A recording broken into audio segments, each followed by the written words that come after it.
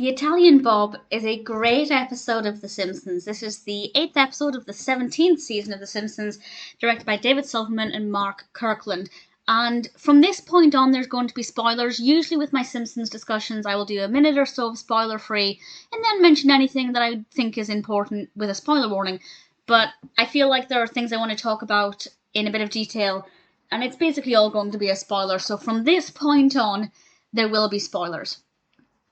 So, originally, I wasn't a big fan of Sideshow Bob, despite my great love of Kelsey Grammer, but it took a good few Sideshow Bob episodes for me to like the character. But over the last few appearances, I really loved him, and this is no exception.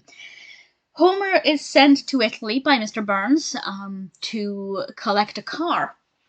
And he takes his family along with him, with Mr. Burns' permission, of course, and while they're there, they realise that the mayor of this town is Sideshow Bob. And we are told how Sideshow Bob gets there. It makes a lot of sense. It's not just completely random. It's moderately random, but at least we're giving an explanation. But his family, his new wife, and his child, the tiny Sideshow Bob baby, is adorable. They don't know about his past. His wife doesn't know that he was a criminal and had tried to murder Bart multiple times over. And he makes the Simpsons promise that they won't tell his wife about his past. But I won't say exactly. Well, I gave a spoiler warning actually, so I can't say what happens with that. And basically, the Simpsons, somebody ruins it. I know I said I could give spoilers, but it still feels so wrong saying it out loud. But somebody gives the game away. But what I will say is it's probably not the person you think. The person who gives the game away, it's unexpected. The reason... Oh, screw it. I've given a spoiler warning so I can talk about it. Lisa gives the game away. And Lisa does so because she's drunk. And that's really awkward because some of the depictions of Italians actually make The Simpsons look bad. Homer, mostly, as a representation of the American everyman. But at that point, the comments about children being drunk and things in Italy, yes, it didn't come across very well. Bearing in mind this was released in the 21st century, where I feel like The Simpsons were a little less offensive. But yeah, there are a couple of occasions where their depictions of Italians are not great.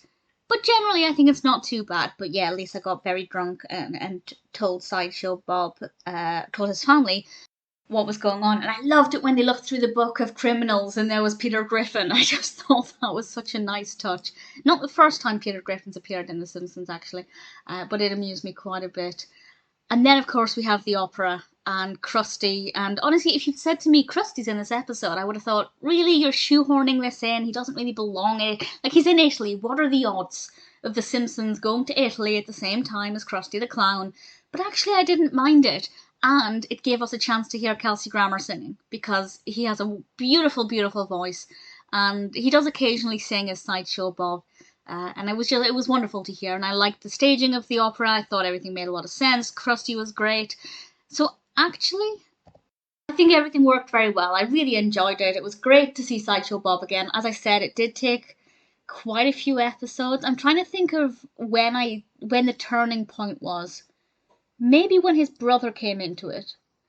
That maybe because it's David Hyde Pierce and Kelsey Grammer, I was just too biased and it made me think of him favourably.